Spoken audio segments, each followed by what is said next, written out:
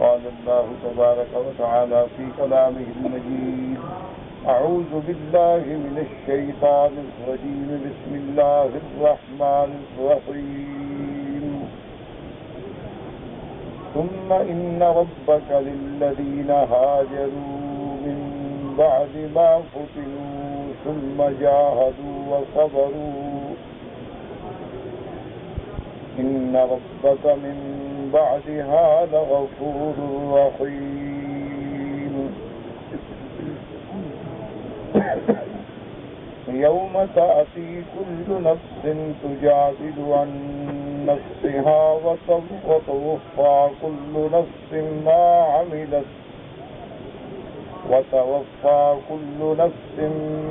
عملت وهم لا يظلمون. وضرب الله مثلا قرية كانت آمنة مطمئنة يأتيها رزقها رغدا من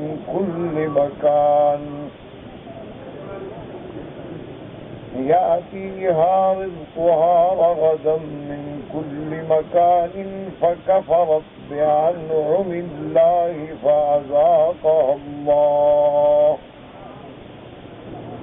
فأذاقها الله لباس الجوع والخوف بما كانوا يصنعون.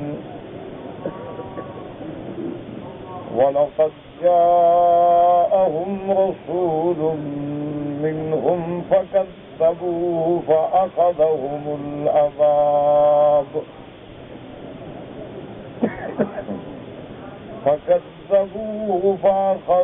العذاب وهم ظالمون. سورۃ النحل کی ان آیات مبارکہ میں اللہ تبارک و تعالی نے مومنین اور صابرین کے فضائل کا ذکر فرمایا ہے. جیسا کہ الحمدللہ ہم سابقہ آیات میں پڑھ چکے ہیں، ایک قاعدہ کلیہ ہے. اللہ نے ارشاد فرمایا کہ من عمل صالحا من ذکر او انثى وهو مؤمن فلنحيينه حیاة طیبة، کہ جو شخص بھی مرد ہو یا عورت اچھے عمل کرے، لیکن شرط یہ ہے کہ وہ ایمان والا ہو، کیونکہ کافر کے اعمال کا قیامت میں کوئی صلہ نہیں ہوگا.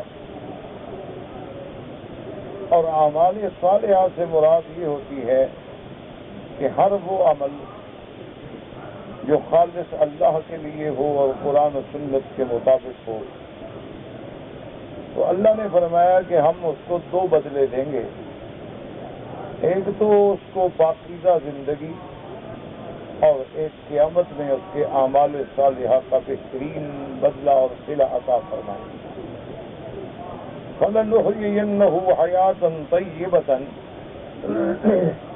کے بارے میں علماء نے فرمایا کہ یہ معنی نہیں ہوتا کہ مومن کو کبھی بخار بھی نہیں ہوگا، تکلیف بھی نہیں ہوگی. معنی یہ ہوتا ہے کہ اللہ اس کو سکون قلب کی دولت سے نوازیں گے. اگر مال تھوڑا ہو لیکن قناعت ہوگی، تکلیف ہو تو صبر ہوگا، ہر حال میں اللہ کا ذکر و شکر ہوگا.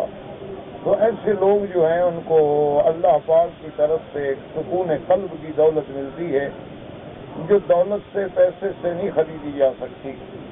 الا بذکر اللہ تطمئن القلوب، اللہ کے ذکر میں اطمینان قلب ہے. ان آیات کے بعد پھر اللہ نے ارشاد فرمایا تھا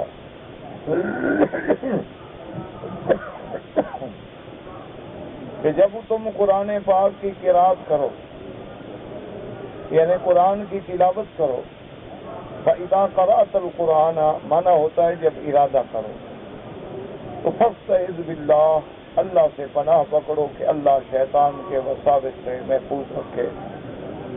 اس لیے محدثین کرام نے، مفسرین اعظام نے فرمایا کہ تلاوت قرآن سے پہلے اعوذ باللہ من الشیطان الرجیم تاکہ اللہ تبارک و تعالیٰ سے پناہ پکڑیں، حتیٰ کہ بعض علماء فرماتے ہیں یہ واجب ہے، لیکن بعض اکثر علماء فرماتے ہیں کہ مستحب ہے، کیونکہ جب آپ اللہ کی پناہ میں آ جائیں گے تو اللہ تبارک و تعالیٰ آپ کو دشمن حقیقی جو شیطان ہے اس کے فتنوں سے محفوظ رکھے۔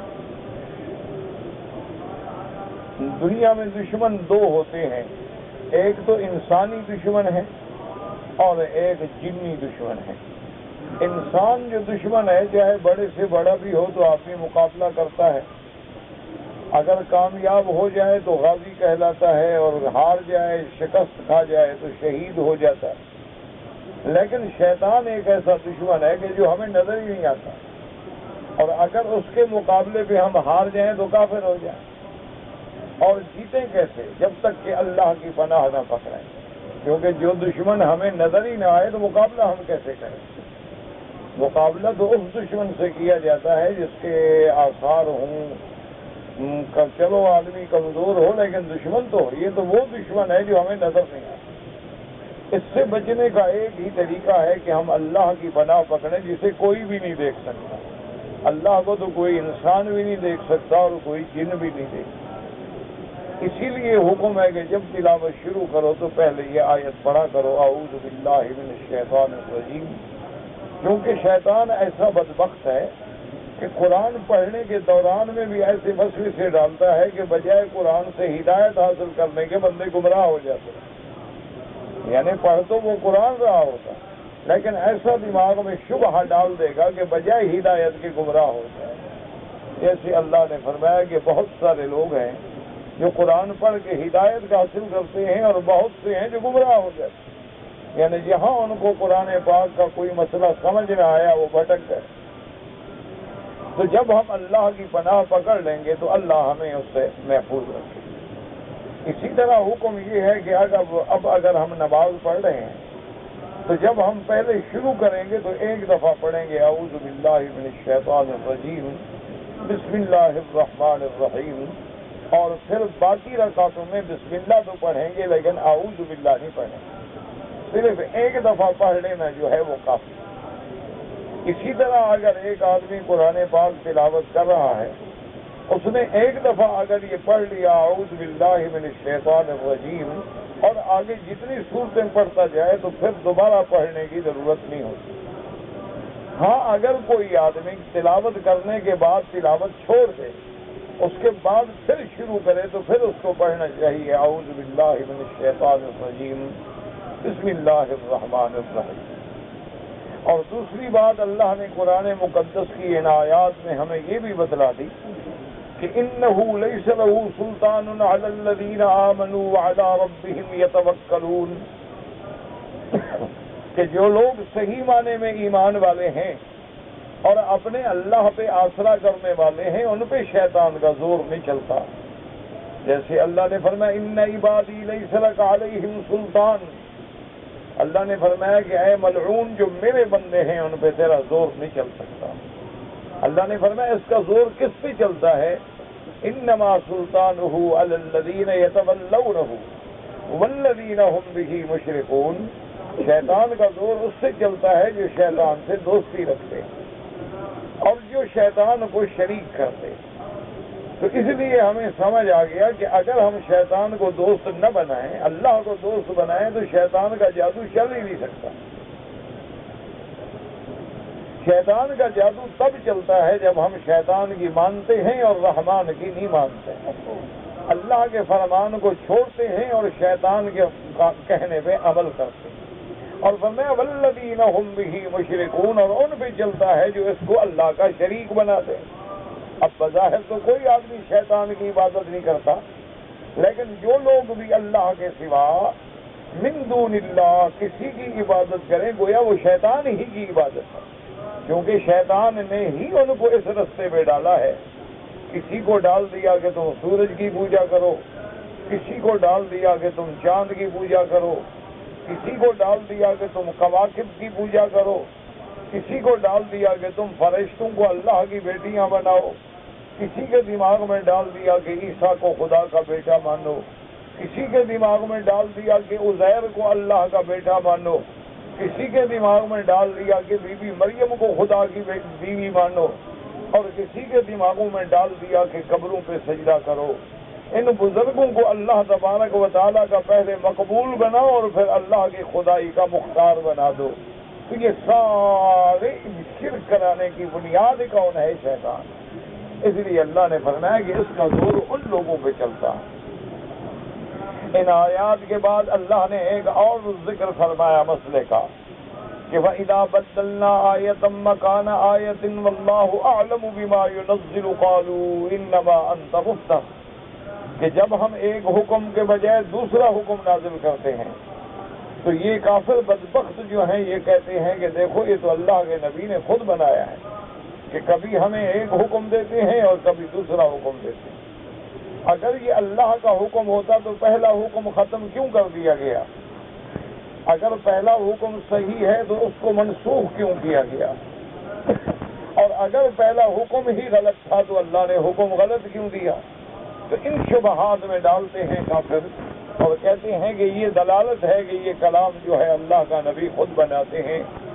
اللہ نے فرمایا میرے محبوبان کو آپ ان کو بتلا دیں کہ جو کچھ بھی اترا ہے مجھ پہ اللہ نے اتارا ہے۔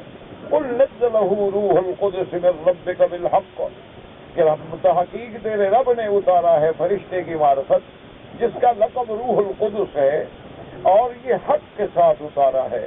لِيُثَبِّتَ الَّذِينَ آمَنُوا، تاکہ قرآن سے ایمان والوں کا دل جم جائے، وَهُدًى وَبُشْرَىٰ لِلْمُسْلِمِينَ، ان کو ہدایت ہو اور خوشخبری ہو۔ تو اصل مسئلہ یہ سمجھیں کہ بعض احکام اللہ نے عطا فرمائے لیکن پھر اس کو منسوخ کر دیا، تو اصل میں نعوذ باللہ یہ نہیں ہوتا کہ اللہ کو علم نہیں تھا، اللہ کو ہر چیز کا علم ہے، لیکن اپنے بندوں کے حالات کے مطابق حکم بدل دیتے ہیں۔ یہ نہیں کہ اللہ کا حکم غلط ہے، پہلا حکم بھی صحیح تھا۔ جیسے سب سے پہلے حضور پاک نے نماز مسجد اقصی کی طرف پڑھی ہے۔ مکہ مکرمہ کی زندگی میں اللہ کے نبی نے مسجد اقصی کو کعبہ سمجھا ہے۔ مدینہ منورہ میں 17 مہینے حضور نے مسجد اقصی کی طرف نماز پڑھی، پھر اللہ نے وہ حکم منسوخ کر دیا فَوَلِّ وَجْهَكَ شَطْرَ الْمَسْجِدِ الْحَرَامِ۔ اللہ نے حکم دیا کہ میرے محبوب اب آپ مسجد اقصی کے بجائے کعبے کی طرف رخ کریں۔ تو اصل میں اس میں حکمت تھی، اسی لیے اللہ نے فرمایا کہ لَيْسَ الْبِرَّ أَن تُوَلُّوا وُجُوهَكُمْ قِبَلَ الْمَشْرِقِ وَالْمَغْرِبِ، کہ حکمت کو سمجھو کہ کسی مشرق کی طرف رخ کرو یا مغرب کی طرف رخ کرو، یہ کوئی بڑی بات نہیں، نہ یہ کوئی نیکی کا کام ہے۔ اصل نیکی یہ ہے وَلَٰكِنَّ الْبِرَّ مَنْ آمَنَ بِاللَّهِ وَالْيَوْمِ الْآخِرِ، اصل نیکی اور امتحان یہ ہے کہ تم اللہ کے فرمان پر ایمان لاؤ، اللہ کے احکام پہ اطاعت کرو۔ اللہ حکم دے تو مسجد اقصی کی طرف رخ کرو، اللہ حکم دے تو کعبے کی طرف رخ کرو۔ اور اس میں حکمت بھی تھی اس حکم میں کہ قیامت تک کسی ہندو کو، کسی مشرک کو مسلمانوں کے بارے میں یہ تانا دینے کی طاقت نہ رہے کہ تم بھی تو پتھر کی پوجا کرتے ہو، تم بھی تو پتھر کے بنے ہوئے ایک گھر کے آگے جھکتے ہو۔ تو اللہ نے دونوں کعبے بنا کے بتلا دیا کہ مسلمان نہ اس پتھر کے آگے جھکتا ہے نہ اس پتھر کے آگے جھکتا ہے، مسلمان تو اللہ کے حکم کے آگے جھکتا ہے۔ اللہ نے حکم فرمایا تو وہ ادھر توجہ کر لیتا ہے، اللہ نے حکم فرمایا تو وہ ادھر توجہ کر لیتا ہے۔ مسلمان تو میرے حکم کا پابند ہے، مسلمان تو اللہ تبارک و تعالیٰ پر ایمان لاتا ہے۔ تو اس لیے اللہ نے فرمایا میرے محبوب اگر ہم نے پہلے ایک حکم دیا ہے تو اس میں بھی حکمت تھی، اور اس حکم کو ختم کر کے دوسرا حکم دیا ہے تو اس میں بھی حکمت تھی۔ اس کی آسان مثال یہ ہے کہ جیسے مریض کے لیے ایک ڈاکٹر نسخہ تجویز کرتا ہے اور پھر 5 دن کے بعد اس نسخے کو بدل دیتا ہے، تو اب اگر کوئی جاہل آدمی ہو تو وہ کہے گا کیسا ڈاکٹر ہے، پہلے اس نے کچھ لکھا تھا اب کچھ لکھا ہے، تیسرے دفعہ کچھ لکھا ہے۔ لیکن جو عقل مند ہوگا وہ کہے گا اس وقت مریض کی حالت کا تقاضا یہ تھا، پھر دوائیں لینے سے مریض کی حالت بدلتی گئی تو نسخہ بھی ساتھ ساتھ بدلتا گیا۔ تو اس لیے اب حضرت نوح علیہ السلام کے زمانے میں لوگوں کی عمر جو ہے 1000 سال، 900 سال، 800 سال، 600 سال، اور سرکار دو عالم کے زمانے میں 60 سال، 65 سال، 70 سال۔ بہت کم لوگ ہوتے ہیں جو 100 پہ پہنچتے ہیں یا 100 سے تجاوز کرتے ہیں۔ تو اس لیے ہر احکام جو ہیں اللہ پاک کے اس حالات انسانوں کی حالات کے مطابق اللہ نے رحم فرمایا، اس لیے اللہ نے فرمایا کہ میرا محبوب آپ ان کو بتلا دیں۔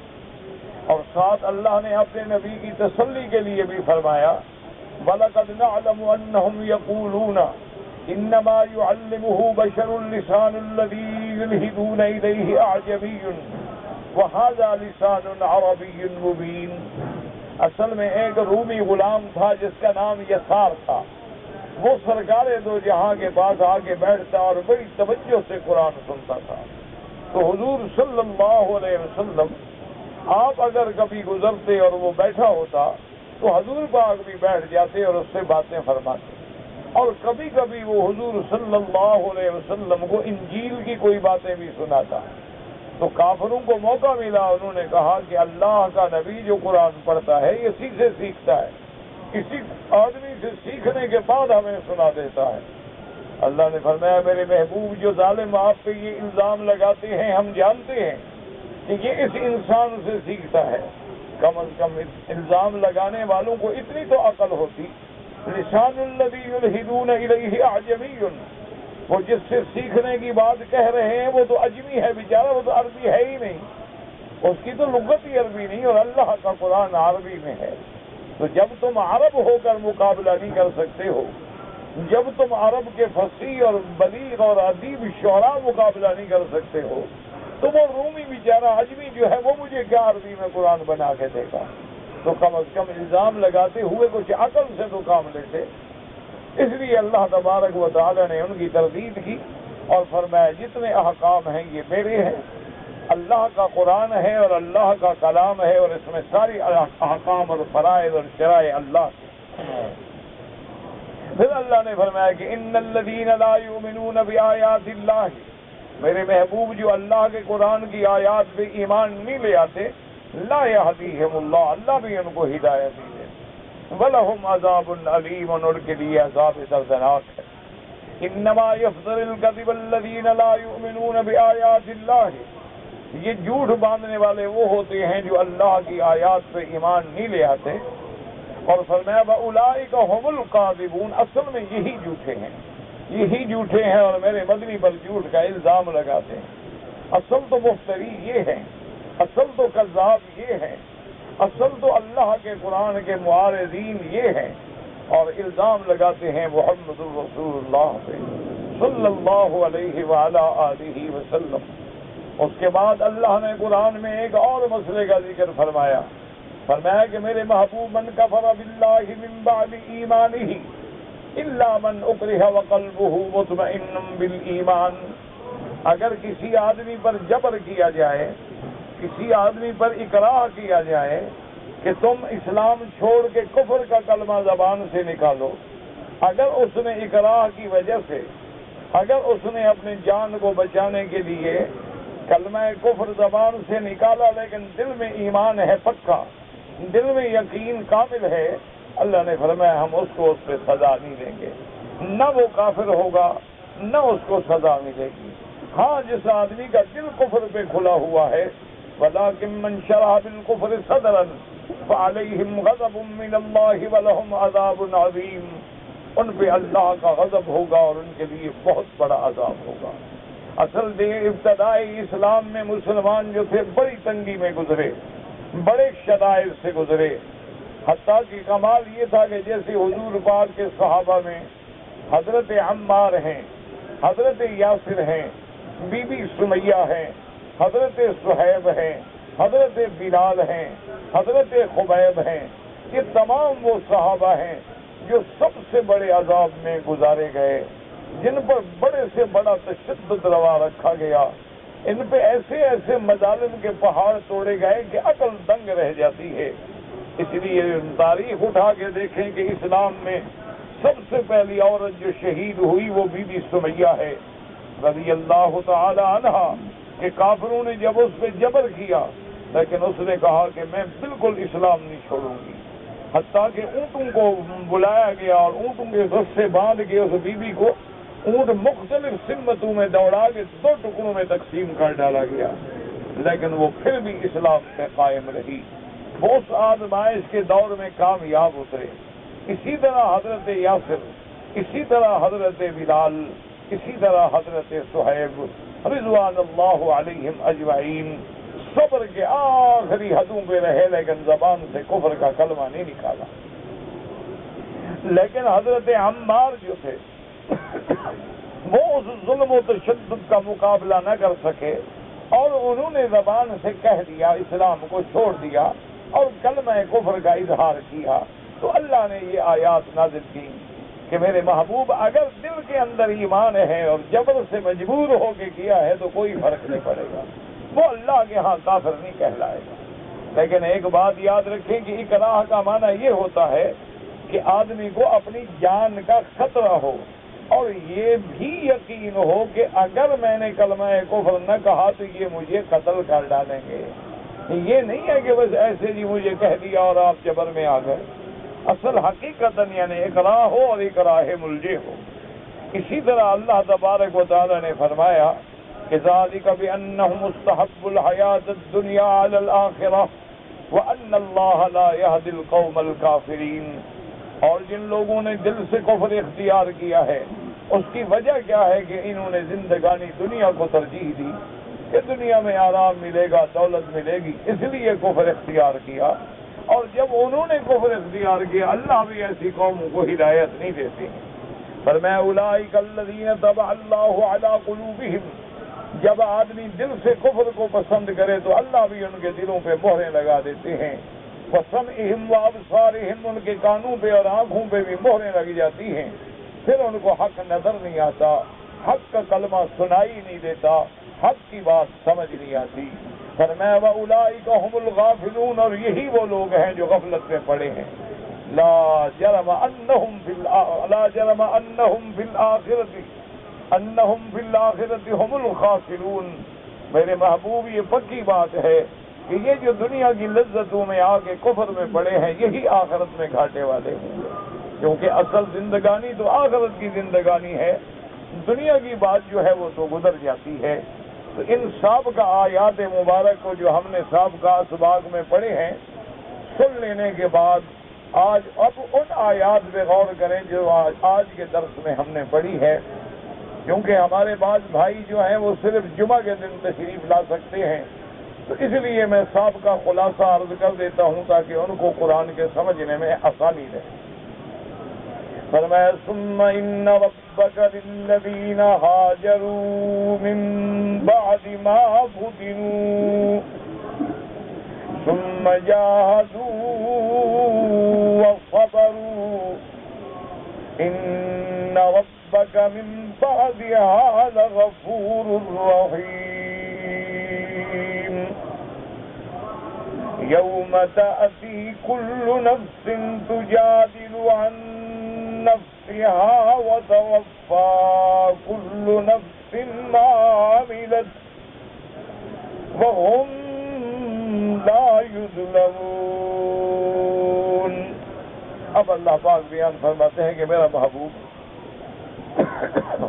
کہ کفر کے بعد جو لوگ اسلام لے آئے، ایمان کیا، ایمان لائے، اور ایمان لانے کے بعد للذین ہاجروا من بعد ما فتنوا، اور جو عذاب میں ڈالے گئے اور اس کے بعد انہوں نے ہجرت کی، اور ہجرت کرنے کے بعد پھر جب اللہ نے موقع دیا تو جہاد بھی کیا، پھر جہاد بھی کیا اور ایمان پہ جمے رہے، ان کو خبر دے دیں کہ ان ربک من بعدها لغفور رحیم، کہ تیرا رب بخشنے والے ہیں اور بہت مہربان ہیں۔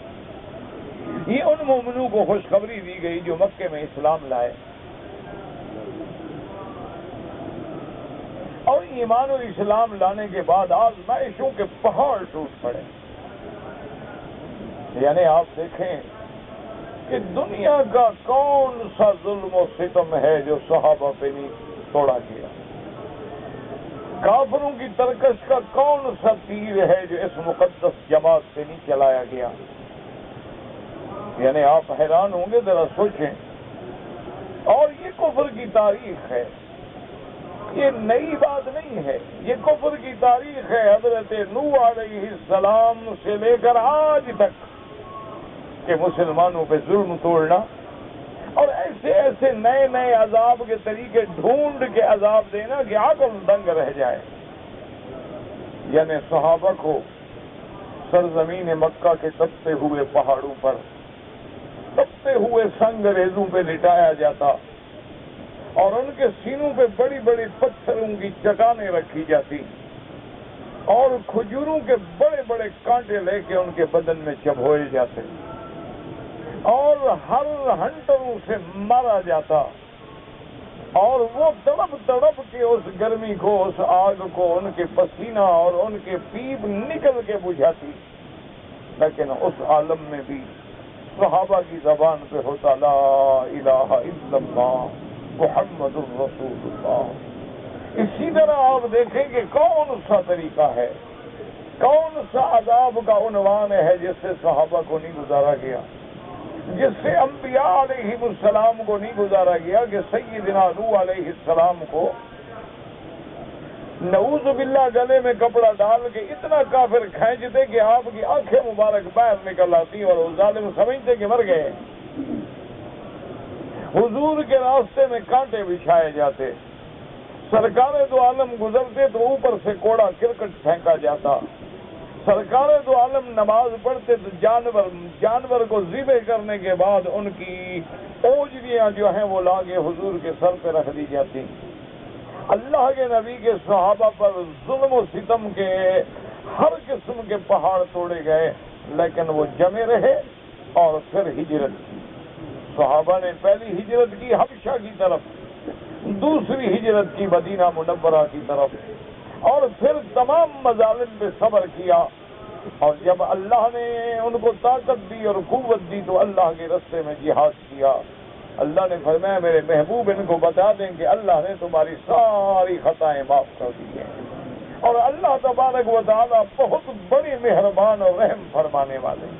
یاد رکھو کہ انسان اگر کافر ہے وہ جب کلمہ پڑھتا ہے تو سارے گناہ دھل جاتے ہیں، گناہ جو ہیں اس کے وہ صرف کلمہ پڑھنے سے ختم ہو جاتے ہیں، لیکن اس کے بعد مدارج جو ہیں بلند ہوتے ہیں اس کے مزید اعمال صالحہ کے لیے۔ اور پھر اللہ نے فرمایا کہ میرے محبوب وہ قیامت والا دن یوم تأتی کل نفس تجادل عن نفسها، وہ ایسا دن ہوگا کہ ہر بندہ اپنا دفاع کرے گا، تو جادل من تو ہاتھ جو اپنی جان بچانے کے لیے کوشش کرے گا، حتیٰ کہ ماں اپنے بیٹے کو بھول جائے گی، بیٹا اپنے ماں باپ کو بھول جائے گا۔ اس لیے قرآن پاک نے دوسرے مقام پہ بھی فرمایا ہے کہ وہ ایسا دن ہوگا یوم یفر المرء من اخیہ وامہ وابیہ وصاحبتہ وبنیہ لکل امرئ منہم یومئذ شأن یغنیہ۔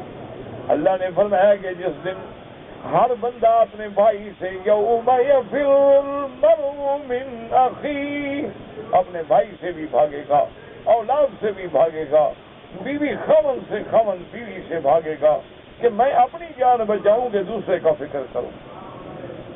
حتیٰ کہ حدیث مبارک میں آتا ہے کہ وہ ایسا دن ہوگا کہ انبیاء بھی کہیں گے نفسی نفسی نفسی، یعنی خشیت علی نفسی، کہ ہمیں تو اپنا ڈر ہے۔ آج اس کی ہیبت و جلال کا دن ہے۔ الیوم غضب ربی غضب لم یغضب قبلہ ابدا ولا بعدہ ابدا، کہ آج میرے اللہ کے ایسے غضب و جلال کا دن ہے کہ ایسا غضب اور جلال پہلے نہیں دیکھا گیا تھا۔ اللہ نے فرمایا میرا محبوب لیکن اس دن ہم پورا جو بندے نے کیا ہے پورا بدلا دیں گے۔ وَهُمْ لَا يُظْلَمُونَ، اور ان پہ ہرگز ظلم نہیں کیا جائے گا۔ کیا مانا کہ کسی کی نیکی گھٹا دی جائے، کم بھی نہیں، نہ کبھی۔ اللہ ظلم سے پاک ہے، اللہ تبارک و تعالی ظلم سے منزہ ہے۔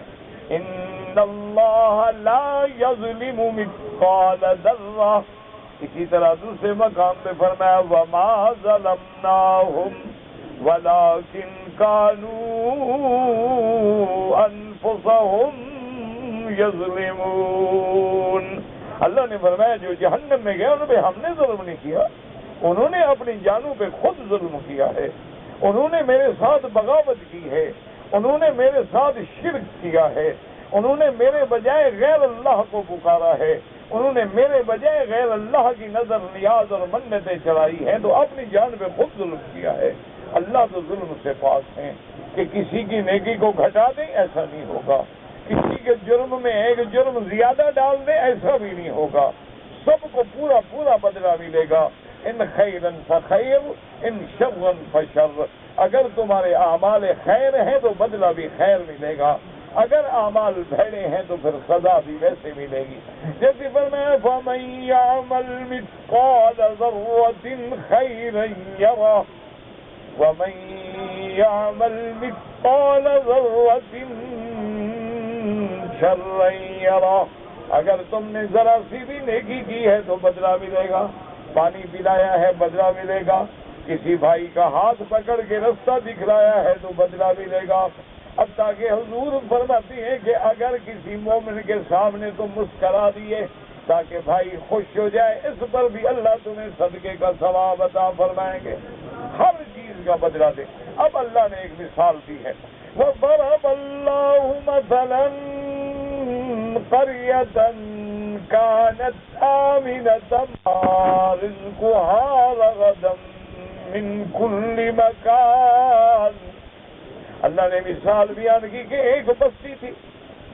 اچھا، بعض علماء فرماتے ہیں یعنی ایک عام مثال ہے، کسی بستی پر بھی آپ تصور کر لیں، کائنات میں کسی علاقے کا تصور کر لیں، اور بعض علماء فرماتے ہیں کہ نہیں، اس سے مراد جو ہے یہ قریہ مکہ مکرمہ ہے، یہ ام القریٰ ہے۔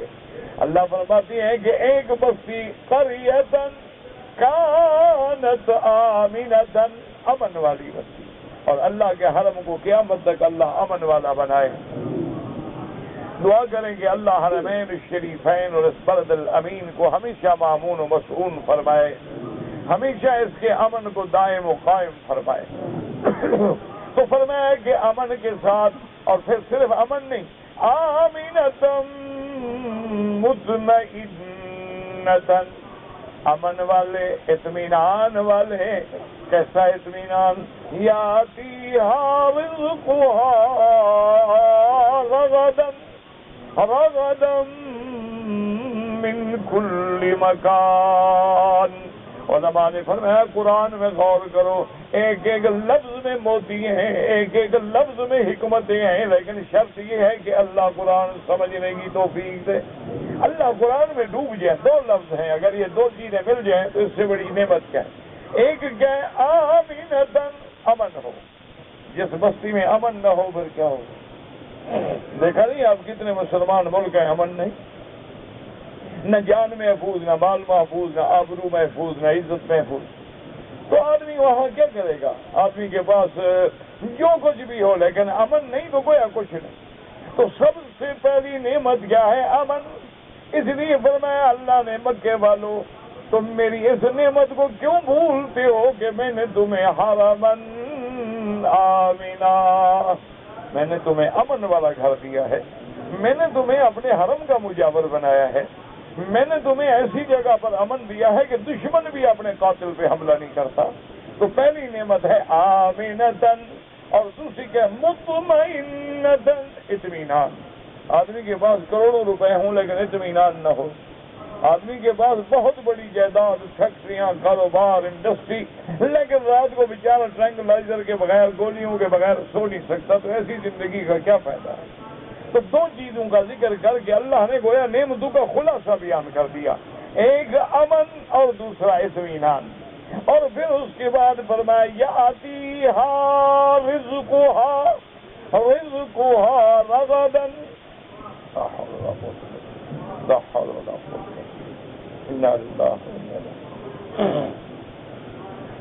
اللہ ہمیں ہدایت عطا کہ اب اللہ نے فرمایا کہ ان بستی والوں کو کیا ہے؟ یاتیہا رزقہا، ان کو رزق آتا تھا۔ اچھا، رزق اتنا ہی کافی ہے کہ رزق آتا تھا؟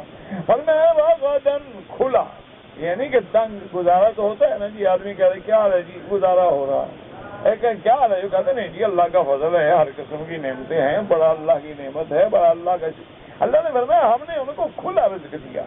اچھا پھر رزق دیا، چلو بھی کوئی ایک چیز ہے، مثلاً کسی ملک میں آپ دیکھیں چاول ہے تو گندم نہیں، کسی ملک میں گندم ہے تو چاول نہیں، کسی ملک میں گندم ہے چاول ہے پھل نہیں، کسی ملک میں پھل ہے تو سبزی نہیں، کسی ملک میں سبزیاں ہیں تو پھل نہیں۔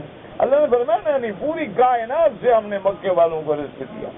یاتیہا رزقہا رغدا من کل مکان، ہر طرف سے ہم نے رزق پہنچایا۔ جیسے اللہ فرماتے ہیں یجبا الیہ ثمرات کل شیء، کہ ہر طرف کے پھل جو ہیں ہم کھینچ کھینچ کے مکے میں پہنچا دیتے ہیں، کہ دیکھیں آپ کے ملک میں آم ہوتے ہیں، جب وہاں نہ ملے یہاں ملے گا، جس ملک میں سیب ہوتے ہیں وہاں نہ ملے یہاں ملے گا، جس ملک میں سبزیاں ہوتی ہیں وہاں نہ ملے یہاں پہنچے گی، کبھی کسی ملک سے کبھی کسی ملک سے کبھی کسی ملک سے۔ تو فرمایا ہر طرف سے ہم نے ان کو رزق دیا، لیکن بستی والوں نے کیا کیا؟ فَكَفَرَتْ بِأَنْعُمِ اللَّهِ، انہوں نے اللہ کی نعمتوں کا کفر کیا۔ کیا مانا اللہ کی نعمتوں کا کفر؟ یہ مانا نہیں ہوتا کہ جیسے ہمارے یہاں ایک رواج ہے نا، بندے کہہ دیتے ہیں اللہ تیرا لاکھ شکر ہے، وہ کہتے ہیں ہم تو بڑا شکر ادا کرتے ہیں، بلکہ لاکھ لاکھ شکر اکٹھا ادا کرتے ہیں، یہ کوئی شکر نہیں ہوتا، یاد رکھو۔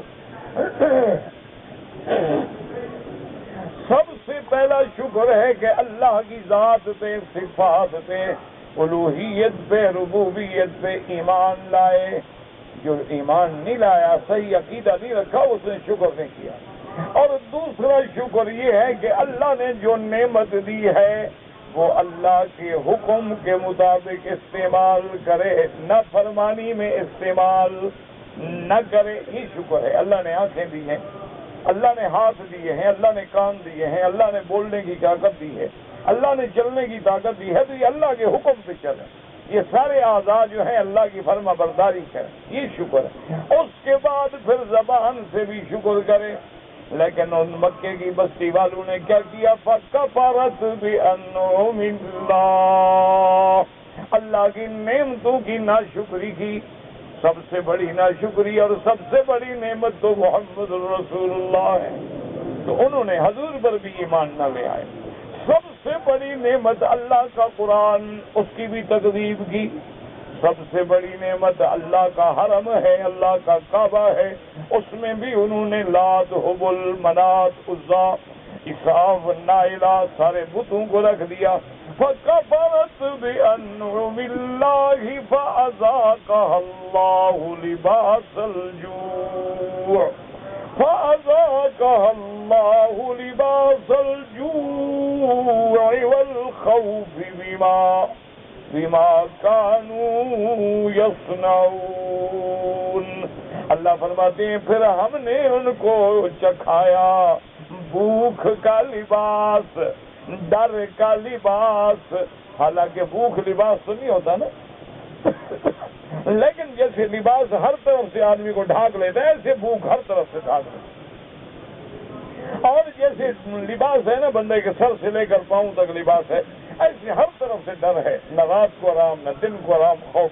اللہ نے فرمایا پھر ہم نے ان پہ ایسی قحط مسلط کر دی کہ مکے والوں پہ جب قحط پڑی ہے 7 سال متواتر قحط پڑی، حتیٰ کہ تاریخ اٹھا کے دیکھیں کہ ان کو یہ عالم ہو گیا تھا کہ چمڑے پانی میں ابال کے وہ گندا پانی پیتے تھے، غلیظ چیزیں کھاتے تھے، حتیٰ کہ ابو سفیان مضطر ہو کے مکے سے بھاگا کافر ہے اور سیدھا مدینہ منورہ جا کے پہنچا اور کہنے لگا کہ یا رسول اللہ صلی اللہ علیہ وسلم، مقابلہ تو ہم نے آپ کے ساتھ کیا ہے، تکلیفیں ہم نے آپ کو پہنچائی ہیں، لیکن اب تو مکے میں بچے، عورتیں، بوڑھے بھی بھوکے مر رہے ہیں، مہربانی کر کے اپنے اللہ سے دعا مانگ کے اللہ عذاب اٹھا لے۔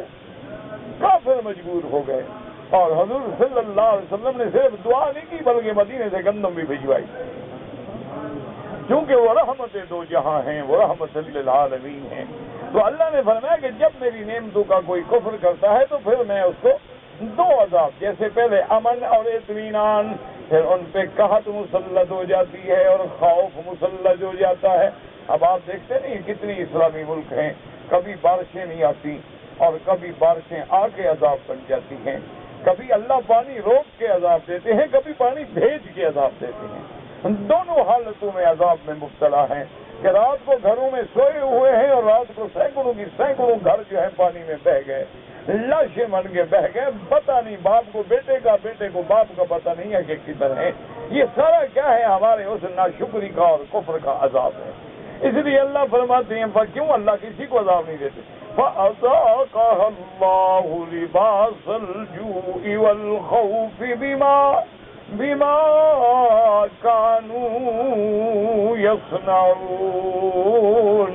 اللہ فرماتے ہیں جو کچھ انہوں نے کیا اس کی وجہ سے میں نے عذاب بھیجا۔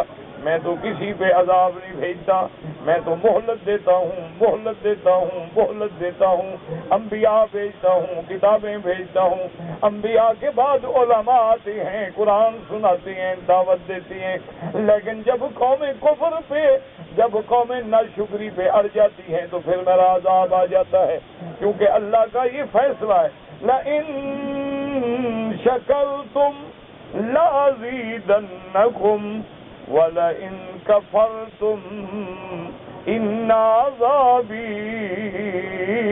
لَشَدِيدٌ۔ اللہ فرماتے ہیں جب تم میری نعمتوں کا شکر کرو گے تو میں نعمتیں اور زیادہ دوں گا، اور اگر تم کفر کرو گے تو پھر میرا عذاب بھی بڑا سخت ہے، پھر میری پکڑ بڑی سخت ہے۔ اللہ نے فرمایا کہ پھر ان پر ہم نے یہ عذاب وَلَقَدْ جَاءَهُمْ، اب اصل خلاصہ آ گیا، بات کو سمجھے۔ وَلَقَدْ جَاءَهُمْ رَسُولٌ مِّنْهُمْ فَكَذَّبُوهُ فَأَخَذَهُمُ الْعَذَابُ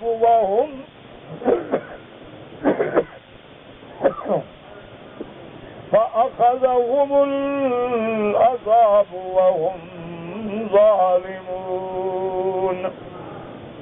اب قرآن کی آیات میں غور کریں، یہ نہیں کہ بس قرآن سنا اور چلے گئے، یہ نہیں کہ بس برکت ہے پڑھ لیا عمل نہ، غور کریں کہ کیوں عذاب آئے۔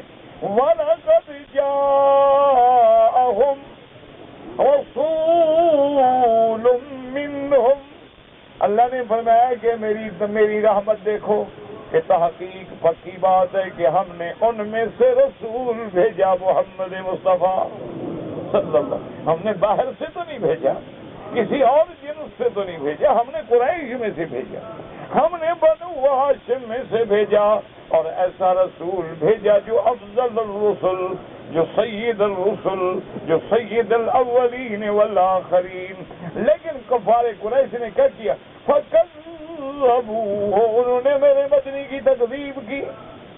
آپ ٹھنڈے دل سے سوچیں، کیا آج ہم اللہ کے نبی کی تصدیق کر رہے ہیں یا تکذیب کر رہے ہیں؟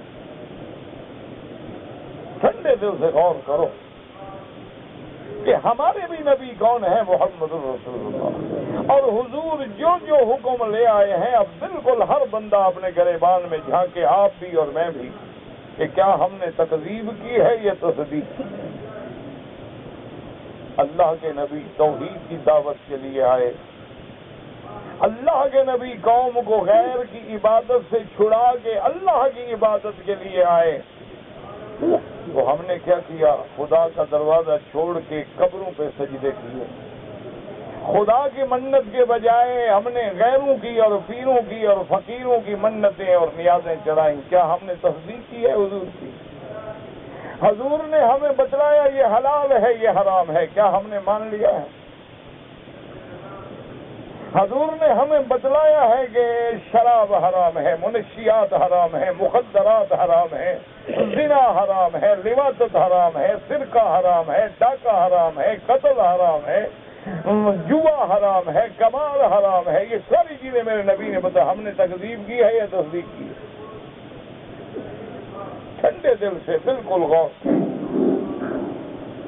حضور نے ہمیں بتلایا کہ اسلامی شکل کیا ہے، تہذیب محمدی کیا ہے، سیرت محمدی کیا ہے، صفت محمدی کیا ہے، میرے محبوب کی شکل مبارک، لباس مبارک، ڈھال چال، اٹھنا بیٹھنا، سب اللہ نے نمونہ بنا کے ہمارے سامنے رکھا ہے۔ ایمان سے کہو ہم اس پہ عمل کر رہے ہیں یا تکذیب کر رہے ہیں؟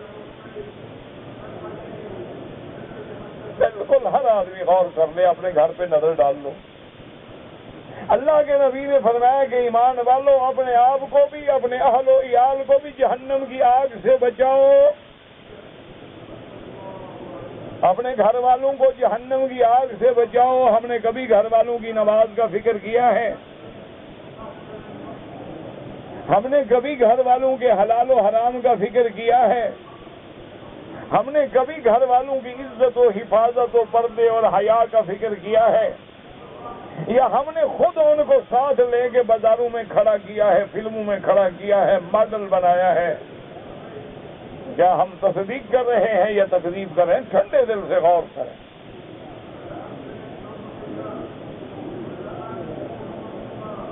یہ معنی نہیں ہوتا تکذیب کا جی ہم تو مانتے ہیں جی حضور بالکل ہمارے ایمان ہیں، خاتم الانبیاء ہیں، حبیب کبریا ہیں، کملی والے ہیں، سرکار دو عالم ہیں، اور جی ہم تو بالکل حضور کے نام پہ اپنے ہاتھ اور انگوٹھے بھی چوم کے آنکھوں سے لگاتے ہیں، لیکن بات نہیں مانتے۔ یہ کون سا ایمان ہے؟ مجھے ٹھنڈے دل سے بالکل حضور نے فرمایا کہ 5 نمازیں فرض ہیں، ٹھیک ہے؟ کیا ساری حضور کی امت نماز پڑھتی ہے؟ حضور نے فرمایا کہ روزہ سال میں 1 مہینے کے لیے فرض ہے، کیا حضور کی ساری امت روزے دار ہے؟ حضور نے فرمایا کہ ہر صاحب نصاب جو ہے وہ زکوٰۃ دے، کیا حضور کی امت کا ہر آدمی زکوٰۃ باقاعدہ دیتا ہے؟ حضور نے فرمایا کہ اللہ اگر زمین دے تو اس کی آبادی کا عشر تو یا 10واں حصہ یا 20واں حصہ نکالو، کیا ہر آدمی مسلمان کلمہ پڑھنے والا ادا کرتا ہے؟ حضور نے فرمایا سود حرام ہے، کیا ہر مسلمان سود سے اور بینک سے اور کاروبار سے بچا ہوا ہے؟ حضور نے فرمایا کہ ہر مسکر حرام ہے، کل مسکر حرام، ہر مسکر حرام ہے، کیا مسلمان بچا ہوا ہے؟ حضور نے فرمایا زنا جو ہے وہ فاحشہ ہے، اور زنا جو ہے تمہاری بنیادوں کو ختم کرنے والا ہے، اور زنا جو ہے تمہارے رزق کو مٹانے والا ہے، اور زنا جو ہے اللہ کی رحمت کو روکنے والا ہے۔ کیا حضور کی امت زنا سے بچ گئی ہے؟ تو ہم کیا کر رہے ہیں ذرا نقشہ دیکھیں، تو پھر ہم پر کیا وہی اللہ کا تو پھر وہی فیصلہ ہے کہ شکر کرو گے رحمت ہوگی، اور کفر کرو گے تو پکڑ ہوگی۔ تو پھر اگر ہم ہر جگہ جوتے کھا رہے ہیں تو ٹھیک ہے، کیوں؟ یہ تو اللہ کا فیصلہ ہے، اللہ کی تقدیر کے اٹل فیصلے ہیں، وہ بدلے نہیں کرتے۔ وَلَقَدْ جَاءَهُمْ رَسُولٌ مِّنْهُمْ فَكَذَّبُوهُ فَأَخَذَهُمُ الْعَذَابُ وَهُمْ ظَالِمُونَ۔ جب انہوں نے تکذیب کی تو عذاب نے پکڑ لیا، کیوں؟ وہ اپنے جانوں پہ خود ظلم کرنے والے ہیں۔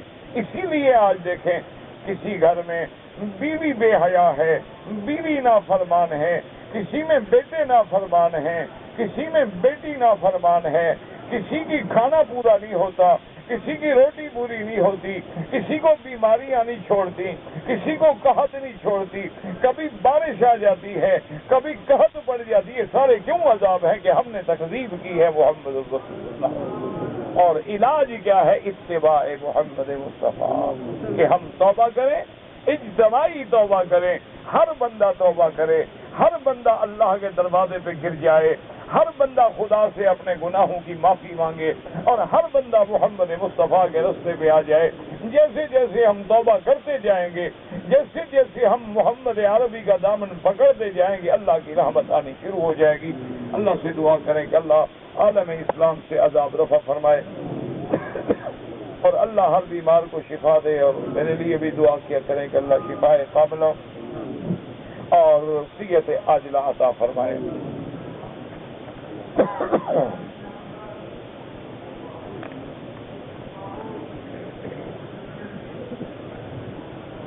کہتا جی ہم نے پڑھا ہے کہ ایک روایت میں آیا ہے کہ بلی حرام نہیں ہے تو کھایا کرو، میں نے منع کیا؟ اسی طرح روایتیں پڑھو گے نا تو کام چلے گا ماشاءاللہ۔ مسئلہ یہ ہے کہ اگر بلی نے کسی پانی میں آ کے پانی پی لیا اور اس کے منہ کو کوئی خون، کوئی گندگی، کوئی پلیدی لگی ہوئی نہیں تھی تو کراہت ہے، حرام نہیں ہوگا۔ وہ مسئلہ یوں ہے، بات کو سمجھا کریں۔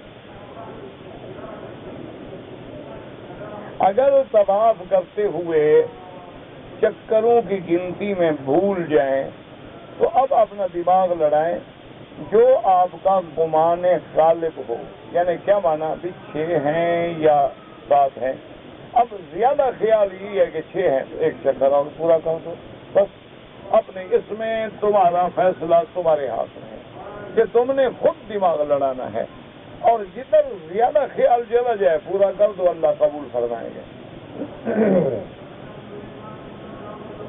کہتے ہیں جی کہ جب یہاں جنازہ آتا ہے اور اس کا اعلان کیا جاتا ہے کہ یہ مرد کا ہے یا عورت کا ہے یا بچوں کا ہے، وہ اعلان عربی میں ہوتا ہے جو ہم لوگوں کو سمجھ نہیں آتا، تو میرا بھائی اس کا کیا کریں؟ یعنی ایک دفعہ عربی میں کریں، ایک دفعہ فارسی میں، ایک دفعہ اردو میں، ایک دفعہ بنگالی میں، ایک دفعہ برمی میں، ایک دفعہ پشتو میں، ایک دفعہ ازبک میں، ایک دفعہ تاجک میں، ایک دفعہ بلوچی میں، ایک دفعہ بروہی میں، تو جنازہ تو دوسرے دن پڑھیں۔ کیا خیال ہے؟ تو اس سے تم کیوں نہ ایک لفظ عربی کا سیکھ لو؟ اگر تمہیں نہ بھی آئے تو کہو جو امام کی نیت ہو میری نیت، بات ختم ہو۔ مشورہ دو تو پہلے تھوڑا سا دماغ لڑا لیا کرو۔ کہتے جی کہ اگر میاں بیوی عمرے پہ آئے ہیں اور دونوں نے عمرہ کر لیا، طواف کر لیا، صفا مروہ دوڑ لی، بال کٹوا لیے، تو اب میاں بیوی آپس میں مل سکتے ہیں؟ کیوں عمرہ کرنے کے بعد بیوی حرام ہو جاتی ہے کیا؟ کیا خیال ہے؟ عمرہ کر لیا بیوی چھوٹی؟ اچھا، بعض لوگ سمجھتے ہیں نا کہ مکہ پاک ملک ہے، اس میں گندا کام نہ کریں۔ میاں بیوی کا ملنے کے بغیر اگر اولاد پیدا ہوتی، مکے والے ایسے پیدا ہوتے ہیں؟ کوئی عقل کی بات کرو، تمہاری بیوی ہے، عمرہ ختم ہو گیا، میاں بیوی حلال ہے، اس سے کیا مسئلہ ہے؟ دیکھو جی، ادب کریں تو بیوی سے ڈر رہے ہیں، نہ کریں تو زنا کرتے۔ ساری رات ہر مکے میں رہتے ہوئے فلمیں دیکھتے ہیں، مسئلہ بیوی کے بارے میں پوچھ رہے ہیں۔ بڑی عجیب قوم ہے بھائی۔ اب یہ بنگالی میں لکھا ہوا تو میں کیسے پڑھوں؟ کہتے جی صفا مروہ دوڑنے کے بعد اگر 2 عمرہ کرنے والے ایک دوسرے کے بال کاٹیں بالکل ٹھیک ہے، کیونکہ دونوں نے عمرے کے احکام پورے کر لیے، طواف کر لیا، صفا کر لیا، اب تو نکلنا ہے احرام سے، لہذا اپنے بال خود کاٹ لیں یا ایک دوسرے کے کاٹ لیں، کوئی بات نہیں۔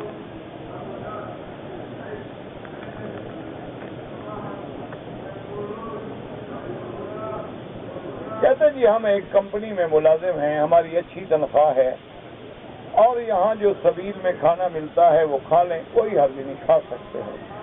یہاں کمپنی میں بڑی سے بڑی تنخواہ کیا دیتے ہوں گے؟ 700، 800، 1000 ریال، اس میں کسی بندے کا آج کل گزارا ہو سکتا ہے؟ بتائیں۔ بہرحال نہ کھائیں، تقوی کا خیال رکھیں، پرہیزگاری کریں، بڑی اچھی بات ہے، لیکن اگر لے لیں تو کوئی حرج نہیں۔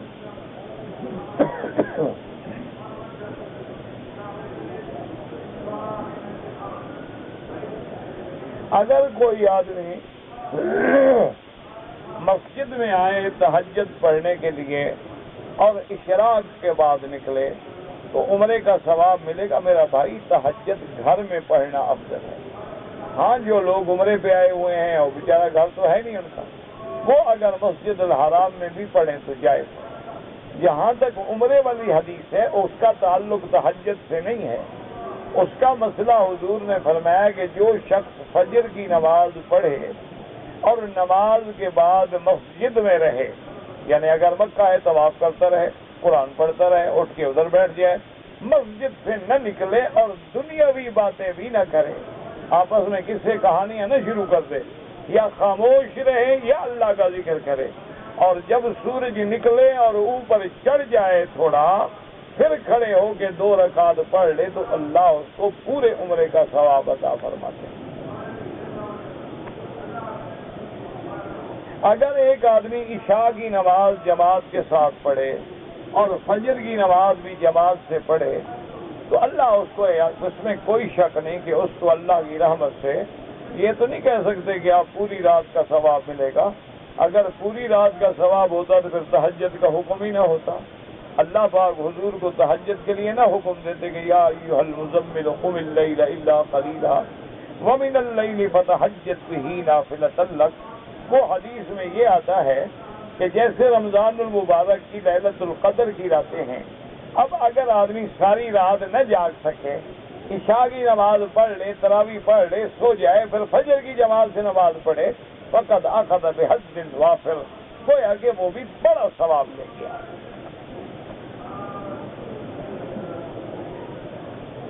کہتا جی کہ میں شیئر کا کاروبار کرتا ہوں، مجھے جب تک اس کی پالیسی کا علم نہ ہو میں اس کے بارے میں کوئی بات نہیں بتا سکتا۔ یہ ایسی چیزیں ہیں جو ہم مولوی نہیں جانتے، یہ شیئرز ہیں یا حصص ہیں یا آپ کا اسٹاک ایکسچینج ہے یا آپ کے یہ جو چیزیں ہوتی ہیں، جب تک پالیسی پوری سامنے نہ ہو، یہ حلال حرام کے مسئلے، یہ نہیں کہ جو مرضی ہے کہہ دو۔ اب مجھے کیا پتا کیا شیئر کس چیز کے، اور شیئر تم نے خریدے ہیں اس کمپنی کے جو شراب بیچتی ہے، شیئر خریدے ہیں تم نے اس کمپنی کے جو خنزیر بیچتی ہے، شیئر خریدے ہیں تم نے اس کمپنی کے جو مسلمانوں کے خلاف چیزیں بناتی ہے، شیئر خریدے ہیں اس چیز کے جو حرام کا کاروبار کرتے ہیں۔ مجھے کیا پتا کس کے شیئر، ایسے تھوڑا فتویٰ دیا جاتا ہے۔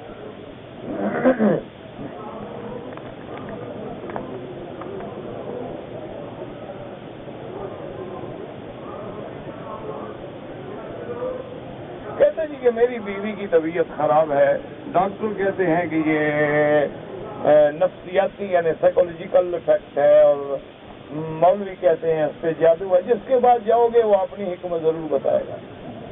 یہ ایک اصولی بات ہے، حکیم کے پاس جاؤ گے انشاءاللہ وہ الگ تشخیص کرے گا، ڈاکٹر کے پاس جاؤ گے انشاءاللہ وہ الگ تشخیص کرے گا۔ مجھے خود کو تکلیف ہے، 2-3 ہفتے ہو گئے، دعا اللہ شفا عطا فرمائے، اور اللہ کی مہربانی ہے کہ ڈاکٹر بھی بڑی مہربانی کرتے ہیں اور حکماء بھی بڑی مہربانی کرتے ہیں، اور اب ہر آدمی نے میرے لیے اتنی دوائیں تجویز کی ہیں کہ میری پوری میز بھری ہوئی ہے، اور اللہ کا شکر ہے میں کھاتا کوئی بھی نہیں، کیونکہ مجھے پتا ہے کہ انشاءاللہ اگر یہ دوائیں جو دوستوں نے بھیجی ہیں سر چکھ بھی نہیں تو انشاءاللہ کام ہو جائے گا۔ اچھا باقی کہتا ہے جی کہ سورۃ البقرہ جادو کا اثر، بھائی مجھے سچی بات یہ ہے، نہ میرا جنوں سے تعلق، نہ بھوتوں سے تعلق، نہ پریوں سے تعلق، نہ مجھے جادو نکالنا آتا ہے، نہ جن بھگانا آتا ہے، مجھ سے تعلق نہیں سیدھے ہوتے، جن کہاں سے بھگا دیں؟ یہ میرے پاس جو پڑھتے ہیں یہ نہیں سیدھے ہوتے، تو میں جنوں کو سیدھا کر لوں گا یار۔ تو بہرحال سورۃ البقرہ پہ میرا ایمان ہے، ایک بات یاد رکھو، حضور نے فرمایا کہ جس گھر میں سورۃ البقرہ پڑھی جائے تو شیطان بھاگ جائے۔ آپ سورۃ البقرہ پڑھیں اور گھر میں پڑھیں اور بار بار پڑھیں، اور بیوی بھی پڑھے اور بچے بھی پڑھیں اور تم بھی پڑھو، اور انشاءاللہ اگر واقعی کوئی جادو وادو ہے تو نکل جائے گا انشاءاللہ۔ باقی جو لوگ جانتے ہوں ان سے رجوع کرو، مجھے تو خود میں نے آپ کو بتایا ہے کہ مجھے تو نہیں آتا۔ بعض لوگ جو ہے داڑھی سے نفرت کرتے ہیں یا داڑھی منڈانے پہ فخر کرتے ہیں، وہ کافر ہو جاتے ہیں۔ گناہ نہیں، اسلام ختم۔ ایک ہے داڑھی نہ رکھنا، یہ گناہ ہے، ایک ہے داڑھی کو برا سمجھنا، داڑھی والے کو صرف داڑھی کی وجہ سے برا سمجھنا، داڑھی سے نفرت کرنا، یہ تو نبی کی سنت سے نفرت ہے، وہ کافر ہو جاتا ہے۔ ہم کام میں مشغول رہتے ہیں، سنتیں نہیں پڑھ سکتے، ماشاءاللہ کو ایسا کام ہے آپ کا، آج تک ہمیں تو ایسے کام والا کوئی بھی نہیں ملا۔ کھانا کھا لیتے ہو، اچھا کام میں مشغول رہتے ہوئے فلم شریف بھی دیکھ لیتے ہو، کام میں مشغول رہتے ہوئے بیوی سے گپ شپ بھی لڑا لیتے ہو، صرف سنتیں پڑھنے کا موقع نہیں ملتا. بڑا کام ہے بھائی تمہارا. سنتیں چھوڑو گے تو ایک دن اللہ فرضوں سے بھی ہٹا دیتے ہیں. میرے دفعہ ہو جس کو میرے نبی کی سنت کے ساتھ ہی میری نماز نہ پڑھے.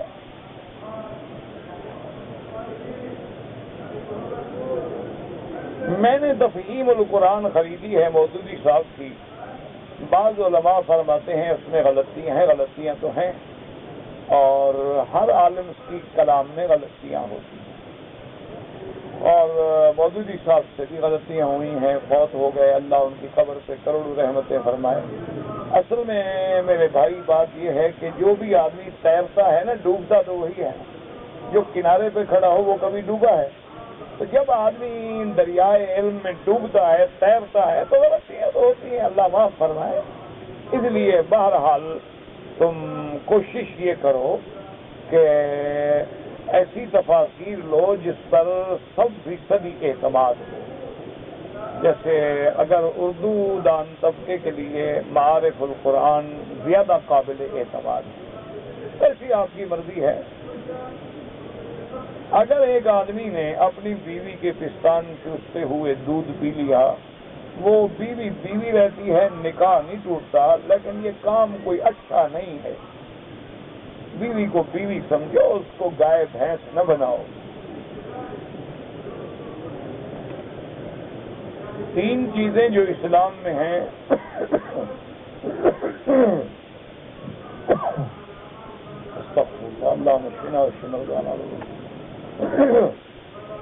ثلاث جدہن جد وحدلہن جد النکاح والطلاق والرتاق.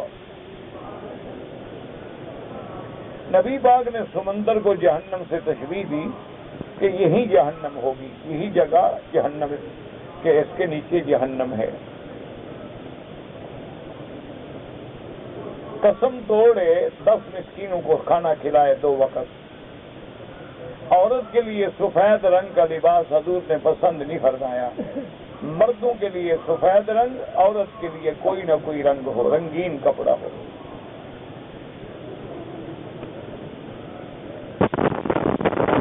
اگر کوئی آدمی مر جائے رونا جائز ہے، لیکن چیخنا، فریاد کرنا، تھپڑ مارنا وہ حرام ہے. اگر کوئی آدمی امام سے پہلے رکوع یا سجدے میں جائے نماز نہیں ہوگی. قرآن شریف پڑھ کے اللہ سے دعا مانگیں، اللہ ثواب دیں گے انشاءاللہ. اگر ایک آدمی دماغ میں سوچتا رہتا ہے کہ بیوی کو طلاق دوں گا، لیکن دی نہیں، طلاق نہیں ہوتی. شیطان بھی حرم کے اندر داخل ہو سکتا ہے. ہم سارے جو موجود ہیں اس کو کیا ضرورت ہے آنے کی؟ من الجنت والناس، شیطان انسانوں سے بھی ہوتے ہیں، جنوں سے بھی ہوتے ہیں. ہم جو ڈپٹی کر رہے ہیں اس کی نیاز مند بیٹھے ہیں. آتا ہے جناب شیطان.